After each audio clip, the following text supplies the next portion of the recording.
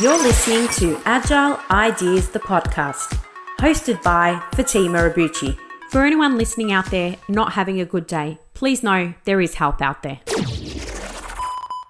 Hi everyone, and welcome back to another episode of Agile Ideas. I'm Fatima, CEO at Agile Management Office, Mental Health Ambassador, and your host. On today's episode, we have Antonio Nieto Rodriguez. Now, it's not very often you get to speak to someone who is an expert in all things project management and is very well known around the world for his work, as well as for being the author of the Harvard Business Review Project Management Handbook, his featured HBR article, The Project Economy Has Arrived, and 5 other books. Antonio is the creator of concepts such as the project economy, which we will talk to in today's episode. He's also the most published author of project management articles in HBR. His research and global impact on project management has been recognized by the Thinkers 50. As a fellow and former chairman of the Project Management Institute, he's the creator of the Brightline Initiative, founder of Projects & Co., and co-founder of Pia Motto and the Strategy Implementation Institute. He was born in Madrid, Spain, and educated in Germany, Mexico, Italy, and the United States. Antonio is fluent in 5 languages. He has an MBA from London Business School and is also a member of the Marshall Goldsmith 100 Coaches. So please join me in welcoming Antonio to the show. Antonio, welcome to the show. Hi, Fatima. Nice to be here with you. You too. I should actually say, hola, ¿cómo estás? Hola, muy bien. Gracias.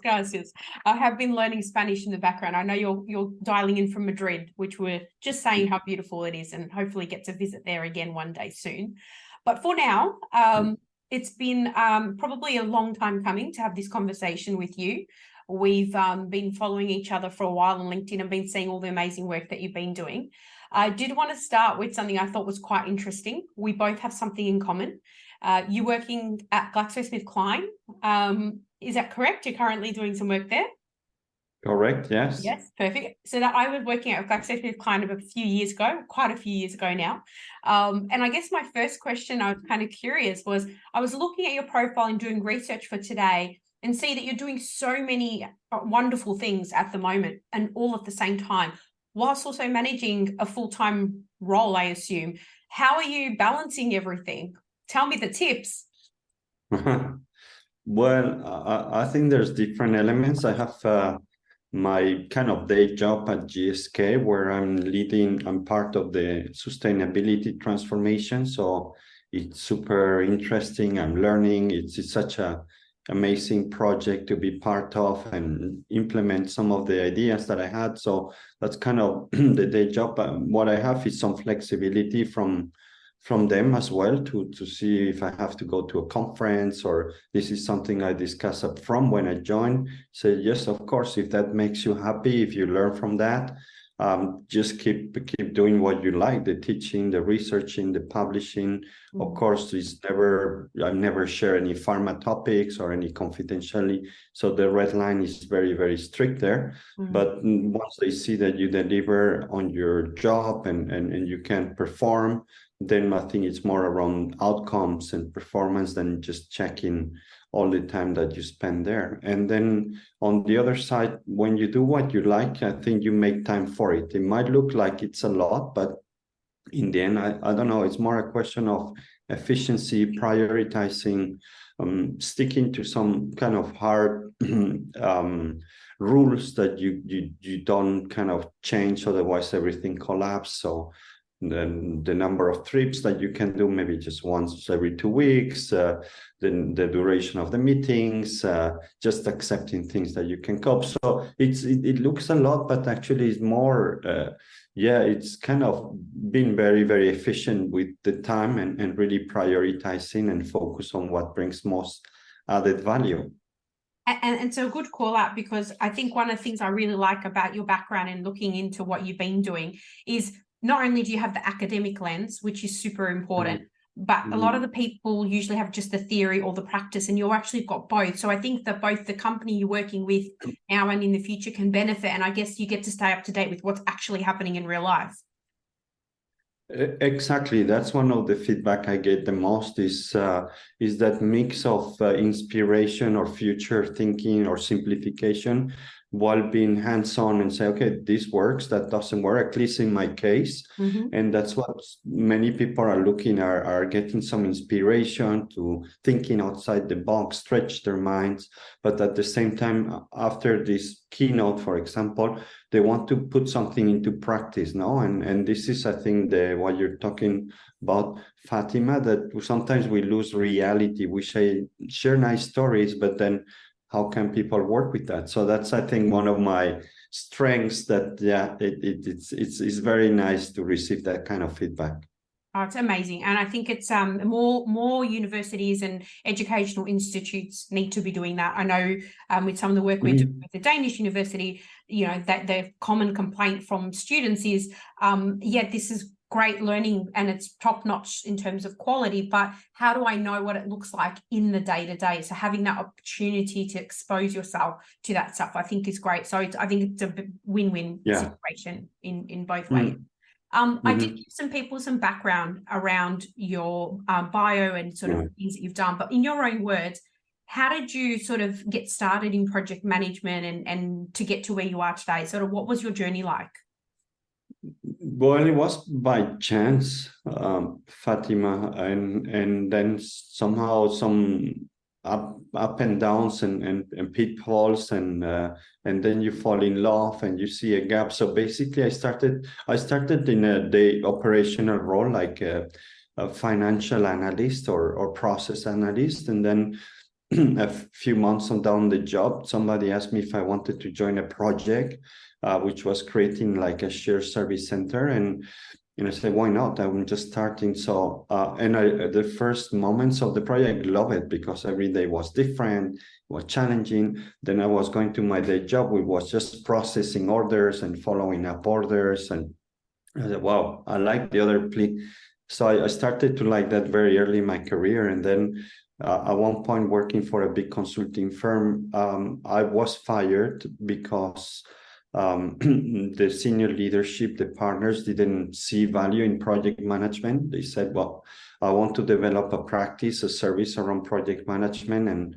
And they said, well, this is kind of commodity, it's low cost things. Everybody can do projects. We cannot charge high fees for project management. And that kind of was a breaking point in my changing moment where I say, how come senior leaders don't value project management? There's something wrong, no? It's something like every company needs. It's not just managing one project, but companies have hundreds of projects at the time. So how come there's something like, I don't get it. It's like such an important skill set for anyone, but yet it's perceived as low value. It's administrative, bureaucratic, paper. There's a gap, and that's where I think I found my niche. Is I need to close that gap between senior leaders and the appreciation to projects as something really strategic. And from there, I saw like there was nothing on that, and I just focused my career on that. And it's a really good connection to, I know you've got a really popular, I think it's a LinkedIn course for the typical non-project manager. So it's something we've been talking about a while, and I like the fact that you've come from an operational background because you can empathize with them, and then trying to get the strategic lens, linking it all together. PMO is a great place to be working in because that's the place that you can do that if you're given that authority, autonomy, and that ability to drive change. Exactly. So it's just having that background and then seeing that many people work in projects, but they didn't have the tools. I think the people who go for PMI or Prince are just maybe 2%, 3%, but there's 90% of people working in projects who doesn't want to certify. They just want to do projects better, but there was no tool. It was everything very complicated, hundreds of pages of methodologies if you wanted to learn.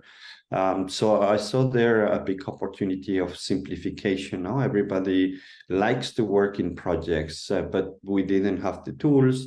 And that's the LinkedIn learning course, is just how to make project management very simple, that after 1 hour or two, you can use it, you can get better. And that has been one of my biggest drivers when I publish or teach, is simplification, so that anybody, including senior leaders, because they're really bad. So 100%. this is another gap that I saw, is that these people who choose projects, who need to sponsor projects, they don't know how to do it. So 100%. it had to be simple for them too. 100%. I literally was talking about this the other day with a few people, like even the members of steering committees, as an example, they don't understand the fundamentals. Like you're making decisions on timelines and stage gates and things, but you don't understand what a critical path is. They are the ones that need the training the most. And I think they're the ones that are too busy for it. They just want to do strategy, but not actually do the work. So you're speaking my language. What I read in your profile in our research, where you talk about the concept of PMO 2.0. What is that? Yeah. Well, I think not just the PMO, I'll talk about that, but many of the concepts, methods that we use were for a world that I call like a world driven by efficiency. So where operations were prime, and its efficiency, volumes, and the PMO part of that hierarchy structure, either in IT or corporate or strategy. So that was the PMO in a box, focusing on methods, process, report. But that world is the past. The world driven by efficiency has been changed to a world driven by change, where I also talk about the future of work being project-based. So you cannot have a structure in a hierarchy. When we're saying hierarchy are bad for projects because they slow you down. And that's a big fundamental saying, well, we need to change. The PMO has to evolve from a back middle office to a front office to help companies navigate the amount of projects that they have, deliver value, not dashboards and reports, but value. That's what companies want. They don't want dashboard. Hopefully AI is another topic I'm very involved. AI will do all the 80% of the job of a PMO, I hope very, very soon, so that we can focus on what really brings value. It's a big stretch from just reporting, putting papers together, to say, no, we need to deliver sustainability, we need to increase revenues. So not everybody will be there, but I think the best will go in that way. And that's what I call the PMO version, 0.2 or 0.3 or 4. But it's really, if we don't change, these PMOs will die. And it's a really good sort of connection to some of the conversations I've been seeing. And I know you were a fellow of the PMI and also were the chairman of the board a few years ago. But you know, there's this group of PMO sort of industry insight people that I'm part of, and one of the conversations now is PMI wants to talk about PMO again. And for the last 10, 15 years, it's been very quiet, and now they're interested. And I think it's because PMO is growing in popularity, and there's people out there like yourself and others who are actually putting value and strategy at the forefront and forgetting about that sort of, the administrative hat that PMOs wear. So I think that's definitely, I think the behavior and attitude is changing. So have you seen that shift in popularity of PMO, but for good reason as well? Yes, and I agree with what you're saying, Fatima. I think PMI lost a bit his focus a few years, 2, 3, 4 years ago, where they started to go broad and didn't, I think they lost a bit the focus on PMOs, even the focus on project management, started to talk about things like change makers that didn't resonate with. So, but luckily now they're seeing that, no, we need to go back to our core, and our core is super popular. It's something that companies are struggling with. It's project management, hybrid, PMO. And so definitely I see that from the PMI, which I know better. But then I think, the popularity is there. I've been speaking in a few PMO conferences in London, and I saw so many people and willing to be challenged as well. So they were there to I told them, your role is dead unless you change. and PMOs have to evolve and adapt AI, and they were all very enthusiastic. And yeah, so I think the role of the PMO is so crucial, and even more than in the past. Companies today have thousands of projects, not just 10 or 20,000. So it's just a much bigger scope, much more strategic. And along that goes also the development of competencies for thousands of people, not just 20 or 30 project managers. So I think we're in a place where we've never been before. And PMOs, for me, is like, I call them, I move them from kind of chief project officer. So I'm trying to put that role into the C-suite. But yeah, it's absolutely super important. I know the networks that are there and the prizes that are given to the best PMOs of the year. So yeah, I think this is a really critical area and is growing in popularity really fast.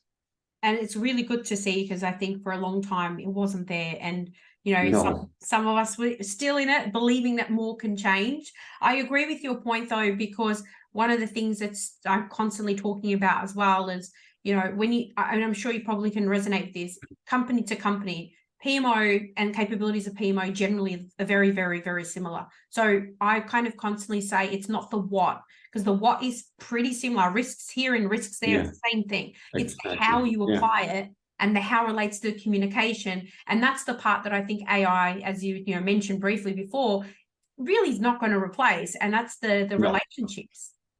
Would you agree? Exactly. Yeah, the relationship, the understanding strategy, the priorities of the organization. Then you have the stakeholder management, the engagement, the buying. So these things will never be done, at least in the next, I guess, 10, 20 years by AI. So that's where I think the bigger added value is for PMOs to move, is that alignment, which is so important to deliver projects successfully. And so, yeah, I think there is a future clearly for PMOs. They just need to adapt. And I think, like in everything, they're partially to blame as well, like project management, to not evolve and be stuck into something that was not perceived as added value, but keep doing that. That doesn't make sense.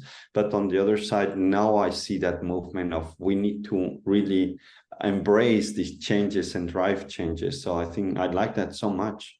Absolutely. Hopefully we'll start to see more and more of that becoming more prevalent. So fingers crossed as we evolve. You talked briefly about AI. So thinking about project management in general, there's lots of debates around, my husband, who's a carpenter, always says project management, is going to be taken over by AI. And I'm like, there's a whole lot more to it. What sort of trends are you seeing that's shaping, projects from an AI perspective that's real?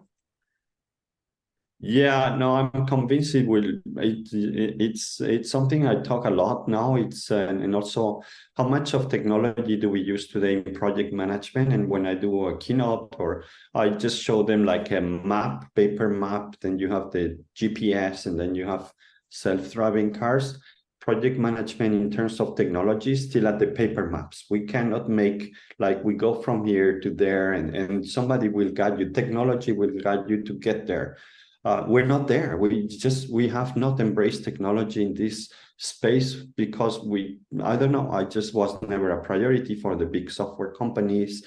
So we're still doing very, very detailed kind of paper plans, and this is terrible. So I think there needs to be a step change, not to full automation, but if we are honest, as a profession, we should admit that 50% of our work is just chasing people to produce dashboard and reports, and that nobody really reads, because when they're issued, they're late, they're old, your report on last month, who cares? We want to move forward. So 50-60% should be automated, and maybe it's a bit scary, but it's so good for everyone. No, we cannot have this kind of view of we are just doing paperwork and administrative. So I think there is some good software already. I've done extensive research around scoping, for example, planning.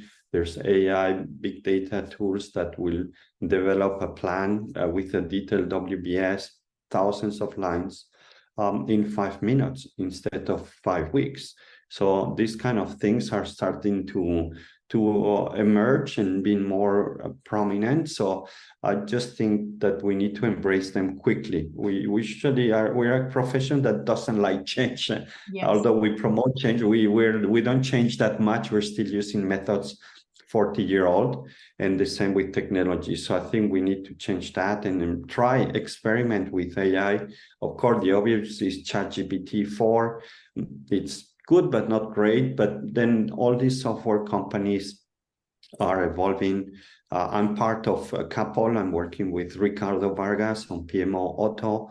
And then I'm working on a prioritization tool, professor in Canada. So I'm experimenting because I want to be able to use these tools and help organizations with them. The potential is huge. Absolutely. Just the efficiency gains that can be made so that focus can be on more important things. It's exactly, Fatima. And it's interesting because I don't know if you're noticing this trend as well, but you're probably someone like me gets so many requests from different portfolio project management companies, for whatever reason. And maybe you've worked with a few. There's an abundance of them now more than ever before. I'm seeing such an influx of PPM companies. Like, I think it feels like it's double or tripled from 5 years ago, but I don't know how many of them are considering AI in their models and their tools. What have you seen in that space? Well, no, I know that space quite well. I work with many, and suddenly, since I think like a year ago, they started to talk much more on AI, and all of them have some kind of AI and big data stuff. I'm surprised why they didn't see that before, but anyway, that's not the problem. I think that they're not AI born native tools. This comes from always the same planning, time sheeting, trying to do resource allocation, which doesn't work, automation doesn't. So I'm not sure how these PPM tools will be able to embrace Agile to really automate most of the tasks. Then you have the new ones, of course, which come just native. And I've seen a few very interesting, which really just automation of many, many things. So I think the challenge for the old PPM tools will be trying to embrace and change their complete systems to be fully AI. There's one which has a big advantage, Microsoft, who has invested a lot in OpenAI and ChatGPT, and their tool is coming very, very strong on that perspective. So I'm wondering if that's going to be the winner. I wish not, because I want competition and I want to see many different point of views. But the one that looks this ProPilot thing, it might be a few steps ahead of the old ones and the new ones who have very little budgets compared to. So let's see, it's a very interesting space that I'm watching, and I partner with these companies when I can, because the future is there. It's a good point. I think Microsoft's budgets probably outweigh many of the companies we know about, but you've got to give them a run for their money and do some competition. So that's how I feel, Antonio, when I'm working as a small boutique consultancy competing with the Goliaths of the world, being a small business, so it's just, I know their pain. There you go. I'm sure you deliver better quality, of course, than the big ones. 100%. Personal touch. Exactly. I think one of the things I was really keen on understanding more about that I read as well is you termed the concept of project economy. And I don't think everyone really knows what that means. So what is that exactly? Can you help our listeners to understand a little bit more about that?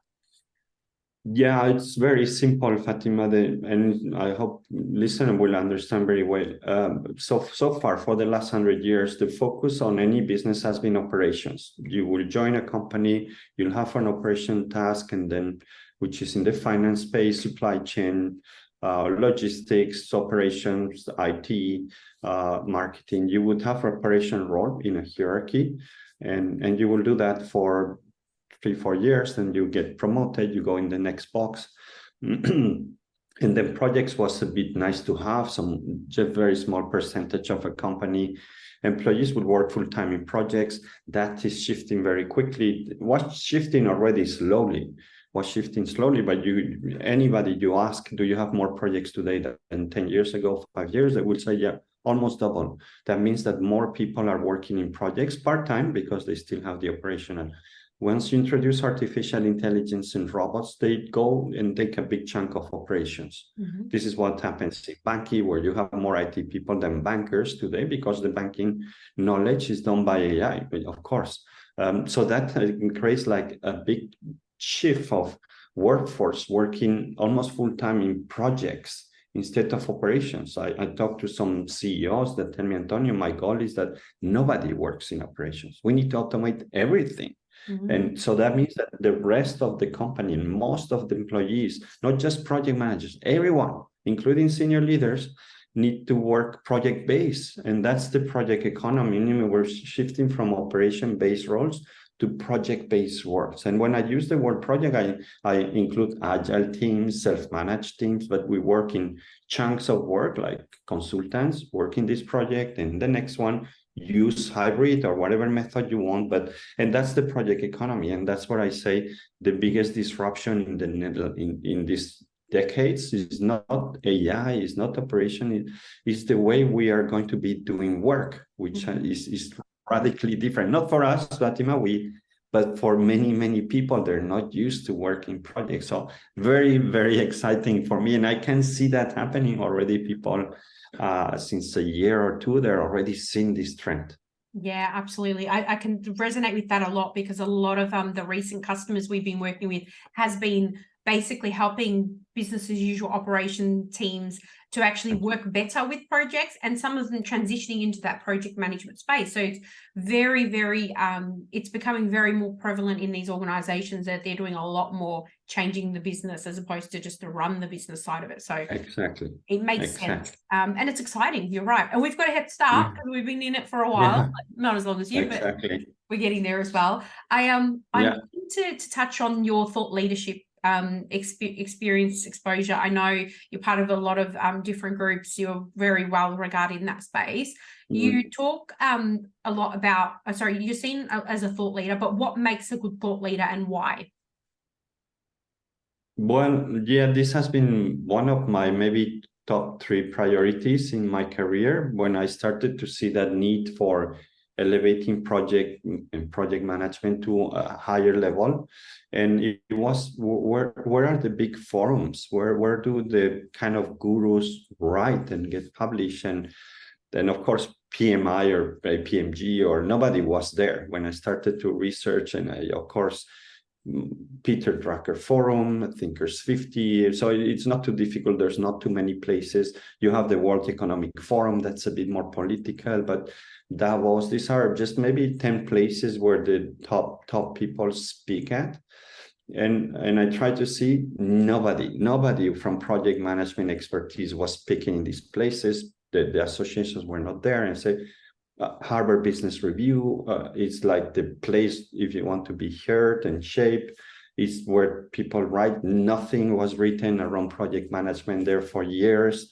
So I just saw I need to get there. I need to find, and the first thing you get is, what is project management? Don't come to us. This is like low level. I feel like what happened with the partners in the company. It's just commodities. Where we like to talk about innovation. We like to talk about leadership, but not project management. So it was a tough journey, but that I learned a lot how to communicate with people who don't care or don't understand project management. Say, listen, you're making a mistake.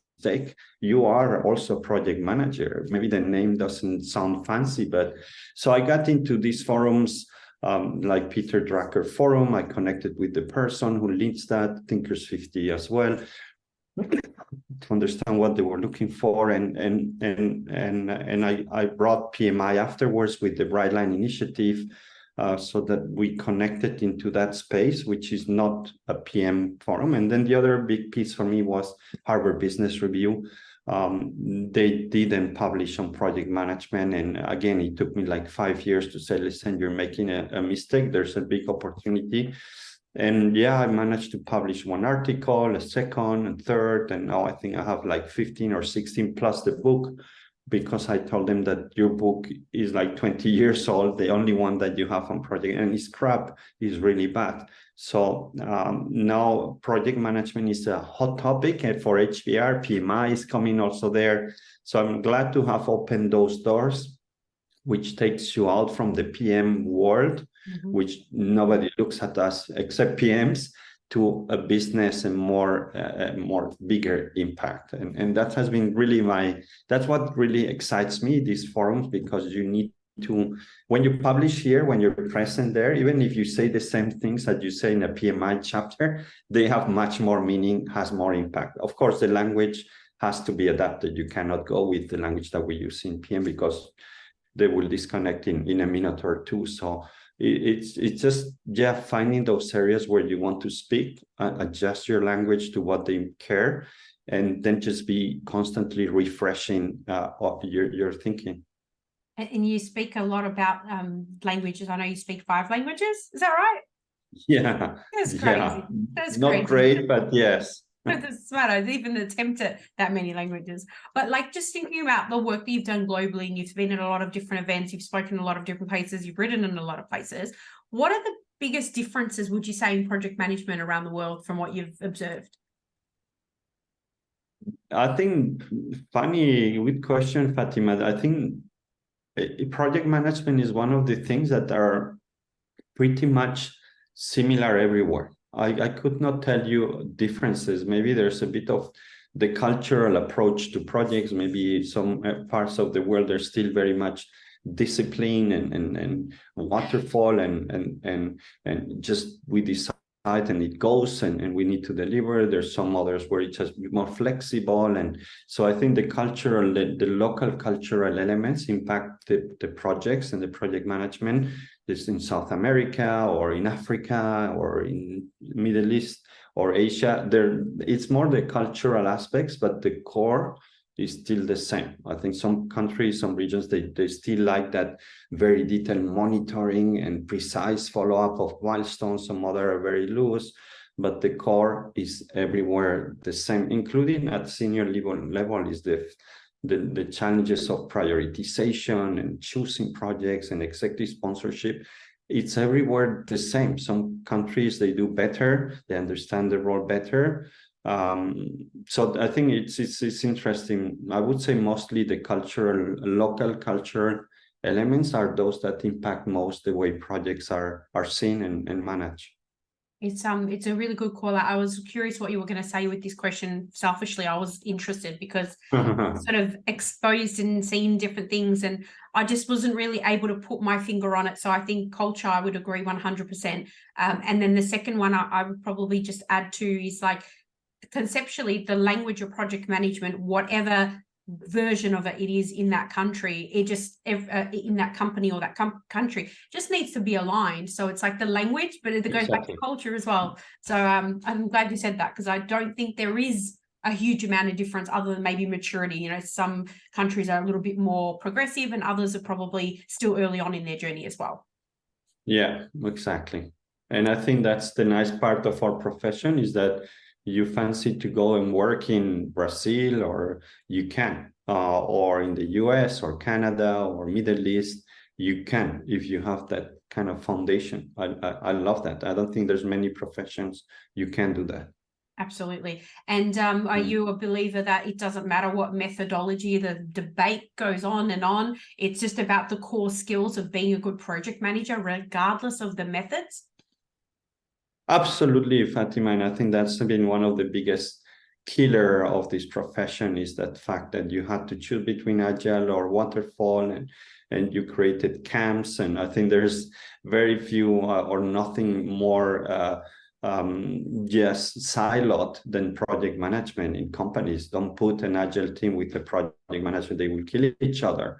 How come did we get to that level of polarization when we need both, and we need to embrace both? And every transformation needs not just agile and waterfall, but needs other lean startup and other methods. I don't know. I just don't know how we were coined into that debate of just choose one or the other. Has been such a big mistake that, now, of course, we're trying to catch up, and I'm writing around hybrid project management. We still don't know how this looks like in reality. We still need to develop to be more concrete, but the mindset and the concepts, it's all about embracing many tools, not just agile and waterfall, but more.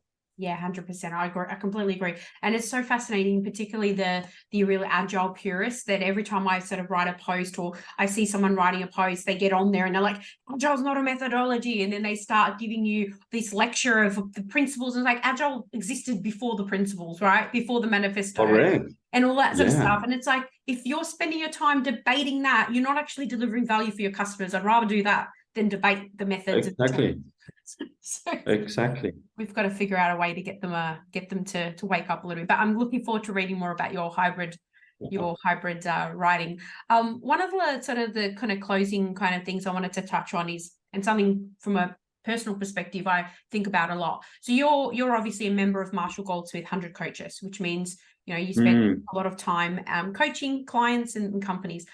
I don't know if you've seen this as well, but I find that in the coaching space, it seems now everybody, whether they've got any sort of experience behind them or not, is becoming a coach in all sorts of facets. But there's not much information around coaching and compared to, say, you know, project management. And are you seeing that as well? Is there anything shifting in that space? Yeah, no, I had the same reflection, Fatima. I see somebody gets fired or so and then becomes a coach, and I say, yeah, I think it's a space where there's so many and everybody can become a coach without really just changing your title, and you're a coach tomorrow, right? And so there's a few associations. I think one is ICC, so they kind of a PMI, but not the same scale. So I think ICC is the most important one. You can get a certificate and so on. The one that I like a lot is Marshall Goldsmith, which is the stakeholder-centered coaching. And I went through that, and yeah, they have a nice process certification. So I think if it's a nice thing to do, I think helping others and is very much needed. I think in this space now with the project economy, senior leaders need to be coached, because it's not the same way to manage an operation, a hierarchy, than manage fluid teams where you don't really have that strong power. So yeah, I think if you're interested, just make sure that you find your niche so that you're different and get some certification, because it's like, yeah, when you go to a doctor that don't have degrees, no. So it's something that I think people are starting to see, that you need to have some sort of education, certification, so that they know that besides your experience, you have methods to use to help people to get better, or teams to get better. Yeah, it's a good call out. Finding a niche is really important, because we don't want someone who's an AI coach one week, an agile coach the next week, the week after they're in automate. It's just too messy, very messy. Now that's been very insightful. I know we're almost out of time. Unfortunately, I could have spoken to you for a lot longer. Yeah. We'll have to do part 2. But before we wrap up today, is there anything else you'd like to share to our listeners, a call to action, a piece of advice, or a question to ponder? Well, Fatima, I think more a call for actions. I think people in this space, project managers, PMO, they need to see the opportunity. And this is an opportunity where we need to step up and feel more empowered.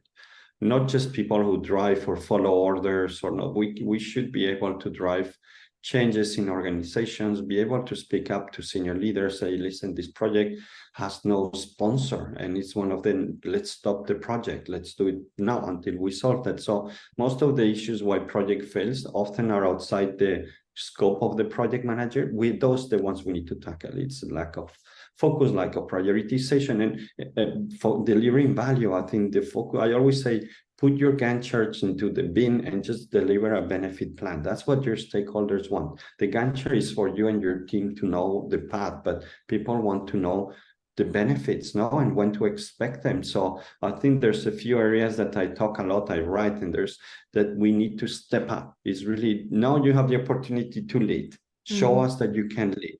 It's scary, it's big exposure, but I think now is the time to show that we can lead around big changes in organizations. So that's the call for actions. Don't be afraid, feel confident, step up, take initiatives and challenge and drive change, because this is really what companies are looking for. Amazingly well said. Thank you so much. It's been an absolute pleasure having you on the show. And again, I hope to see you again shortly. And I'm sure people are going to get a lot of value from the talk today.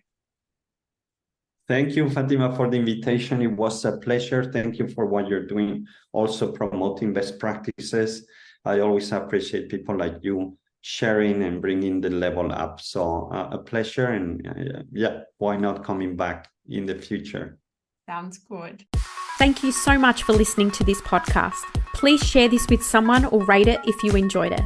Don't forget to follow us on social media, and to stay up to date with all things Agile Ideas, go to our website www.agilemanagementoffice.com. I hope you've been able to learn, feel, or be inspired today.